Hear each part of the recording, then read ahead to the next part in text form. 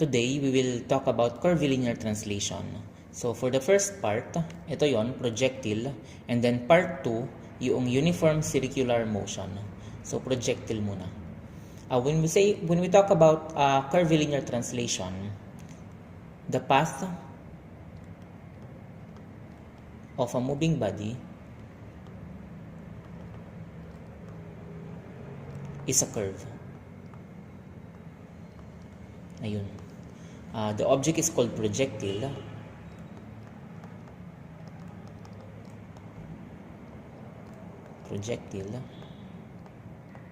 And the path is trajectory.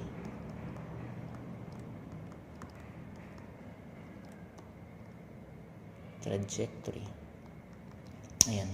So, objects that are moving along a curve, along a trajectory path, we call them projectiles. For example, a basketball, di ba? Thrown papunta doon sa ring. Shuttlecock sa badminton, di ba? Curvilinear yung path niya or trajectory yung path niya, so we call them projectiles. Object fired from a slingshot or from a catapult. So projectiles yung mga tawag sa kanila. Okay? So itong projectile class, hatiin natin sa dalawang case. So for case 1,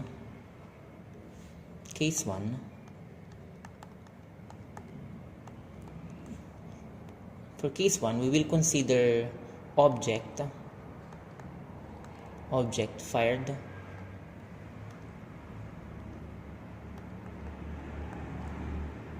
horizontally from a certain height.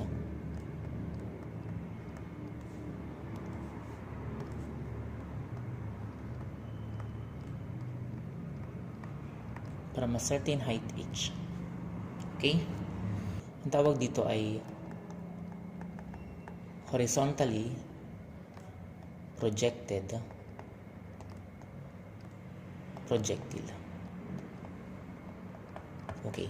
So, objects fired from a certain height, the way it is fired ay horizontally. So, papaano yon? So, oops.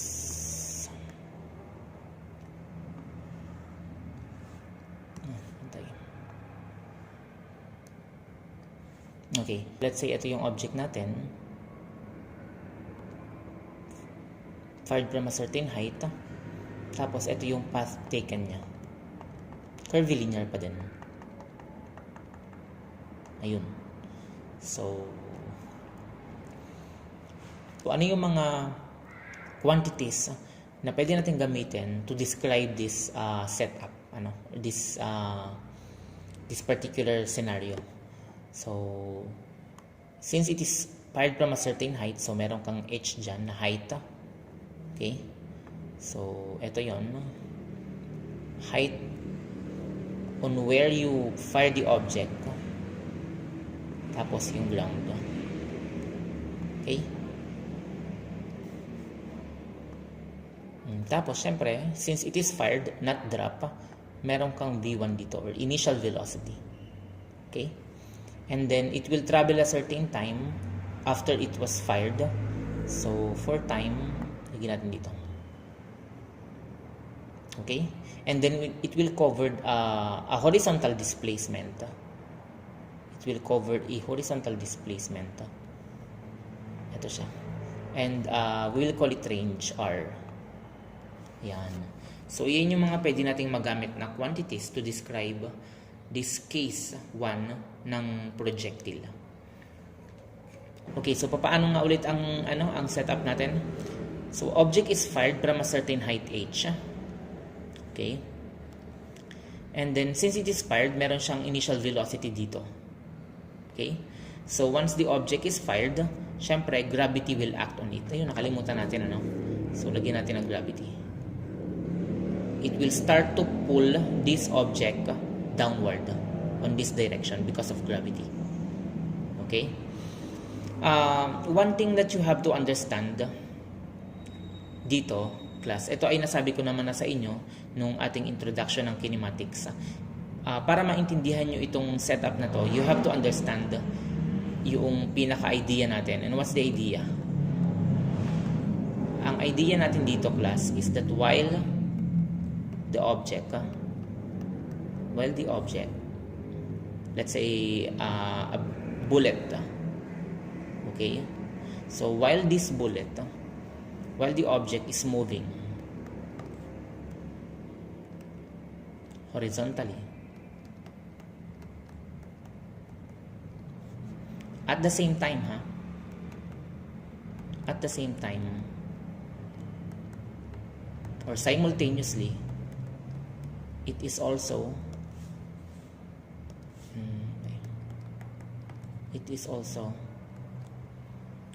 falling vertically. Ayun. So you have to understand that para maintindihan nyo itong projectile na case 1, or para maintindihan nyo yung projectile in general, kailangan nyong maintindihan muna itong part na to. Now, while this bullet is moving horizontally, at the same time, it is also falling vertically. Okay? So, ibig sabihin, meron kang horizontal, horizontal and vertical motion. Meron kang horizontal and vertical motion that are independent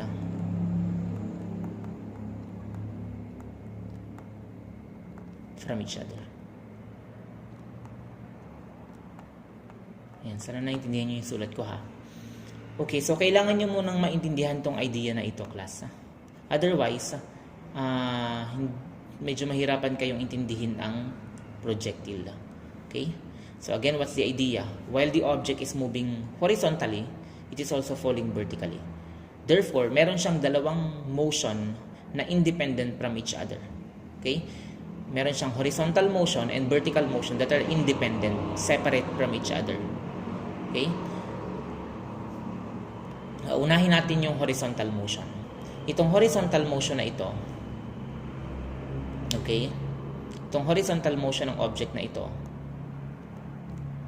siyempre gumagalaw siya ng ganyan eh. You have to understand na itong horizontal motion is constant.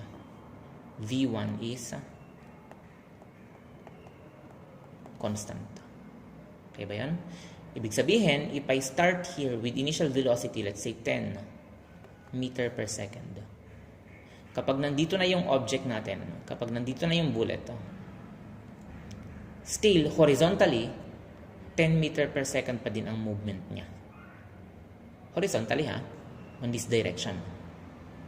On this direction. Even when the object is about to strike the ground, even when the object is about to hit the ground, let's say nandito yung bullet nyo, sinadyan yung bullet natin, still, ano yung motion niya horizontally? Yung motion niya horizontally is still constant. Constant 10 meter per second. Kung ano yung velocity niya dito, kung ano yung V1 niya dyan, pagdating niya dito sa baba, yung movement niya, yung rate of motion niya horizontally, 10 meter per second pa din. So, constant yung V1 throughout the path. Okay? Okay na yung horizontal, Now, tingnan natin, class, i-examine natin yung vertical motion naman niya. So, while the object is moving horizontally, sabi ko sa inyo, it is also falling downward because of gravity. Hihilahin siya ng gravity pababa So, may movement siya na papaganyan. So, itong bullet na to, babagsak din siya. Which is independent from horizontal motion. Sana na-imagine nyo, paano naman yung motion niya? So, yung vertical motion niya naman, pwede mong i-treat as free fall. Pwede mo siyang i-treat as free fall. Bakit? Kasi yung V1 niya, horizontally, is 0. Para siyang nalaglag, So, while the object is moving horizontally dito, papaganyan, yung motion niya vertically, para siyang nalalaglag. Okay? So, V1 niya at the top is 0. So, habang siya ay bumabagsak pababa, okay, nagigain siya ng velocity, nag-accelerate siya because of gravity. So, kapag nandito na siya, pag nandito na yung bullet ninyo, and then i-describe mo yung motion niya pababa, i-describe mo yung velocity niya dito, sa part na to, velocity niya sa part na yan, then you'll find out na yung V1 before it strikes the ground, mabilis na. Kasi accelerating siya because of gravity Because of gravity. Okay? So, pwede mo siyang i-treat na, yung vertical motion, pwede mong i-treat na free fall. Vertical motion, same as free fall. Okay? So, kung naintindihan nyo yung topic natin last time about free fall, case 1, object drop from a certain ground, ganun din yung magiging case ng vertical motion ito. Okay? Ng case 1 ng projectile. Okay? Yung vertical motion ng case 1 ng projectile, pareho lang din yan ng case 1 ng free fall. Ayun. Okay? Ngayon, yung motion ng object, yung pababa, yung motion ng object during its trajectory motion nung sa curve, yung instantaneous velocity niya ay magiging combination ng vertical at saka horizontal motion. Later on, I will explain that. Okay, so ano yung mga equation na gagamitin natin dito? So, una, gusto nating malaman yung height. Okay? So, ano ba pala muna yung general equation of motion natin? Diba? S is equal to V1 times time plus AT. So, A is G, GT squared over 2. Diba? Ito yung general equation of motion natin. So, yung S mo is the same as H, height, vertical height. Diba? Nabanggit ko na ito sa free fall So, your H is equal to V1 times time plus GT squared over 2. So, therefore, from this equation, ano yung magiging formula mo ng height? Okay? Since yung height class is about the vertical motion, yung height is vertical displacement, di ba? So, ibig sabihin, vertical motion yan. It's not horizontal motion. Okay? Yung range ang about sa horizontal motion. Pero yung height, vertical motion yan. At sabi ko sa inyo, kapag vertical motion, yung V1 mo ay 0. So, wala na kagad tong part na to, then your height is GT squared over 2. So, ayun. Yung ating first equation. Okay? Ano naman yung time ninyo? Paano mo naman isa-solve tong time in the air? How long will it stay in the air? So, yung time naman na yan, i-derive mo lang from this. Which is, pag ginawa mo yan, cross multiply, h times 2 is 2h, gt squared times 1 is gt squared, then divide both equation, your time will be equal to, free fall pa din yan 2h over g. Kasi nga, yung time class is, again, ano ba ang magdidikta sa time? Ang magdidikta sa time class ay yung vertical motion, not the horizontal motion. Okay? Kaya naman, tinan nyo, yung time in the air daw, nakadepende lang siya sa height. Ito. Ibig sabihin, mas matagal yung object sa air kapag mas mataas mo siya binagsak, which makes sense, di ba? Maglaglag ka ba naman ng object from the top of the tower Mas matagal yon compare sa object na dinrap mo from the rooftop of your house. Okay? So height ang magdedetermine dyan. And in some cases, syempre, gravity din. Malakas yung gravity, mas mabilis siya bumagsak. Okay? Sa Earth, constant yung gravity. Pero sa Moon kasi, yung gravity doon is 1/6 than that of the Earth. So pag naglaglag ka ng object doon, drop from a certain height, mabagal kasi. So mas hamak na mas mahina sa gravity ng Earth yung gravity sa Moon eh. Okay ba yun? Okay. So, tingnan nyo class ibig sabihin din itong equation ng time na ito. Kung gaano man katagal yung object in the air, it will not be influenced by the initial velocity. Ayun. Okay ba yan? Kasi wala namang V1 dito sa formula ng time eh. Paano? Anong ibig kong sabihin? Kapag ginawa kong, let's say from 10 meter per second, pag ginawa ko yung 100 meter per second, yung initial velocity niya, at papunta dyan, from 10 meter per second, biruin nyo, I increase it 10 times, 100 meter per second. Yung time in the air niya, ganun pa din. Provided na I drop it from the same height. Nagets ba yun?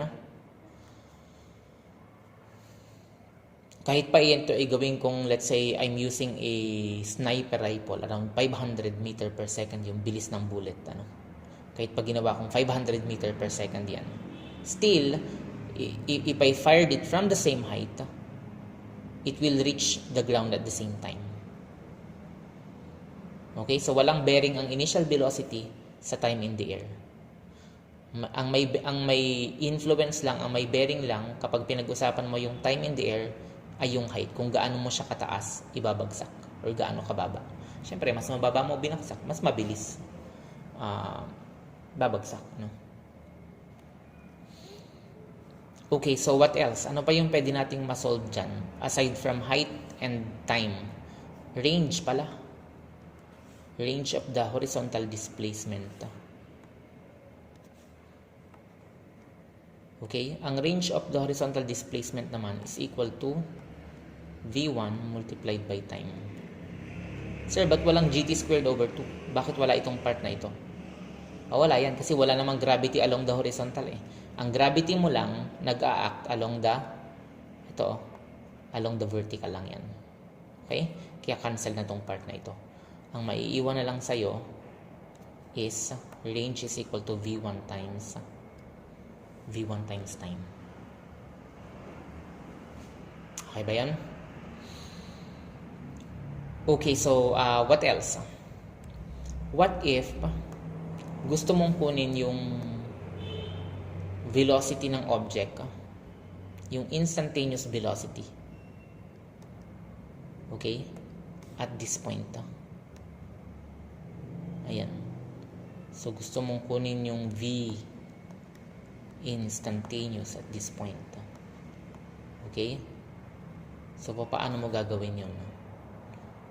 Kung gusto mong kunin yung instantaneous velocity at this point, halimbawa, ito yung path mo, ito ngayon yung bullet mo, gusto mong kunin yung motion niya on this direction, no? Gaano ba siya kabilis? Then you have to get the summation of vertical and horizontal velocity. Okay? Walang problema ang horizontal velocity kasi ang horizontal velocity is constant which is equal to V1. Okay? Constant. Right? So kung ano man yung V1 mo dito sa tuktok, kung ano man yung V1 mo sa tuktok horizontally, say 10 meter per second, yun din yung V1 mo dito. Okay? And then kunin mo din yung velocity along the vertical. Ano yung vertical velocity niya? So, para makuha mo yung vertical velocity niya, then you have to use this equation. V1 is equal to GT. Okay? Velocity is equal to gravity 9.8 time. After how many seconds? Diba? Kasi ang magiging tanong niyan ganito where is the object? How fast the object is moving 3 seconds after it was fired. Okay, so again, kunin mo yung V1 which is constant, walang problema yon kasi kita mo yon dito sa given sa una pa lang yan, initial velocity. Kaso yung velocity niya along the vertical. Okay. Ito yung equal to GT, gravity times time, which is 9.8. Let's say after 2 seconds, edi 9.8 times 2. Okay? And then, kapag meron ka na niyang dalawa, edi anong sunod mong gagawin? Right triangle yan. Edi Pythagorean theorem. Ayun. Okay? So, ito na yun. Velocity instantaneous. Itong side ng right triangle na ito. Okay? So, pag ganyan, edi Pythagorean theorem yan. So, B instantaneous is equal to square root of, diba? Pwede mong gawin to GT squared plus V1 squared. Yun. So, yun yung ating pang-apat na equation.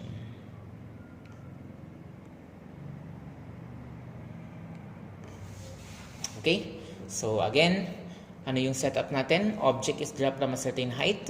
Object is fired from a certain height with V1 na constant.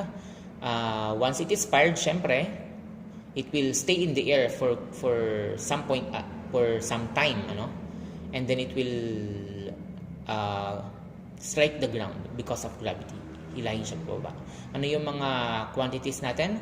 You have height, V1, gravity, 9.8, time, and range. How will you get the height? GT squared over 2. How will you get the time? 2h over square root of 2h over g. The range of the total displacement, V1 times time. How fast the object is moving. After 3 seconds, then Pythagorean theorem, V instantaneous is equal to GT squared plus V1 squared. Okay? Yan lang muna. Okay, so how about this one, concept test. Based from the discussion earlier. A bullet is fired from a rifle on the moon. The speed of the bullet is indicated as V1. So, ito yung velocity niya. Okay? Assume that the surface is perfectly labeled and endless. So, pantay daw yung surface niya. True or false? Letter A. The minimum speed of the bullet is V1. So, what do you think? True or false? For letter A, I want you to think about this question, kung true or false ba ito. And then, i-comment nyo doon sa video sa ibaba. Okay? Medyo interesting kasi itong letter A na ito Kung naintindihan nyo yung discussion kanina, then, pag inisip mo ito, you will be able to answer this ng tama. Okay? What do you think? True or false? The minimum speed of the bullet is initial velocity. So, I want you to think about this. Okay? Sagutan ko yung B, C, and D. Okay, so for letter B, the acceleration of the bullet is constant throughout. What do you think? Yung acceleration daw ng bullet na to is constant throughout. Okay? So, if the bullet is in this position, it is accelerating, and yung acceleration niya is constant throughout. What do you think? For letter B, syempre, this is true. Okay? Kung ano man yung value ng acceleration due to gravity ng moon, edi yun. Okay? Which is constant. Okay? Syempre, wala naman itong horizontal acceleration. Wala itong horizontal acceleration. But, meron siyang vertical acceleration, which is ito. Constant. Due to gravity. So, true ito. Constant yung acceleration niya throughout. Because of this constant value ng gravity ng moon. Kung ano mang value niya.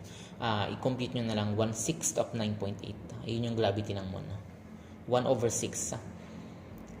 Multiplied by 9.8. How about letter C?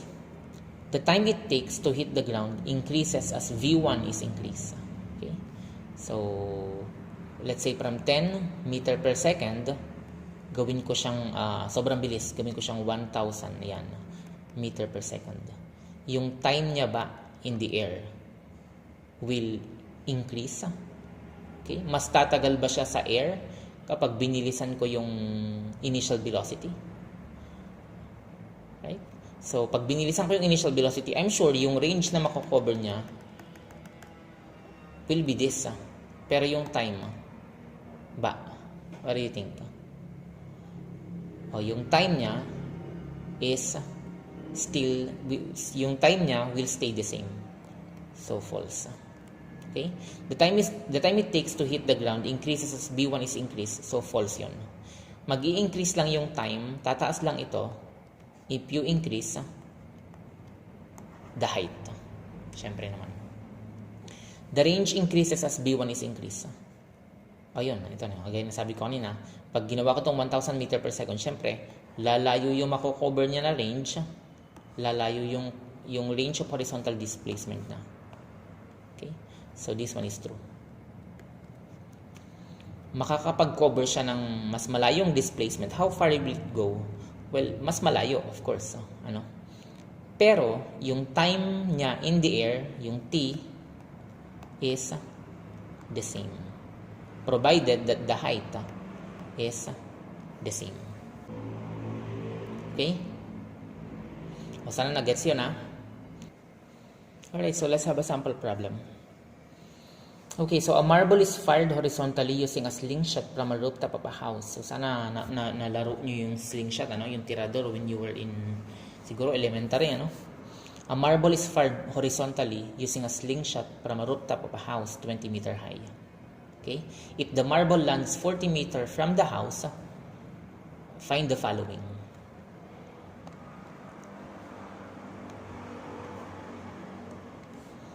The initial velocity of the marble upon leaving the slingshot, and the time in the air. How long will it stay in the air? Okay, so our free body diagram, height is 20 meter, V1 is question mark, of course. Ito na rin yung given natin, ito na lang din yung given natin. Time is question mark, range is 40 meter, gravity is constant, 9.8 meter per second squared. So, what will be our formula for V1, initial velocity? V1 is equal to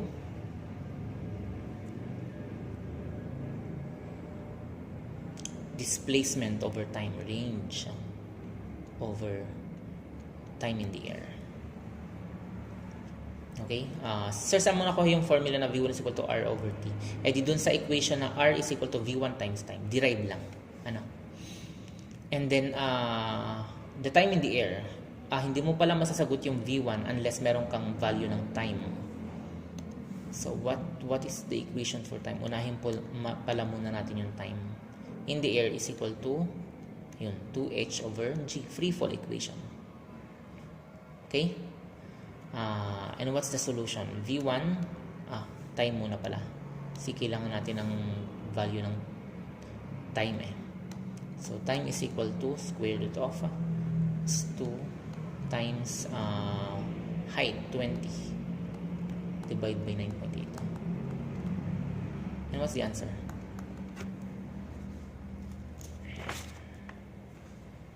Nasolve na natin yan ito. And the answer is 2.019 seconds. 2.019 seconds. Okay? And then, for our initial velocity, V1 is equal to range, which is 40 meter, divided by time, 2.019 seconds. Okay, so what's the answer? B1 is equal to 20 meter per second. Yun.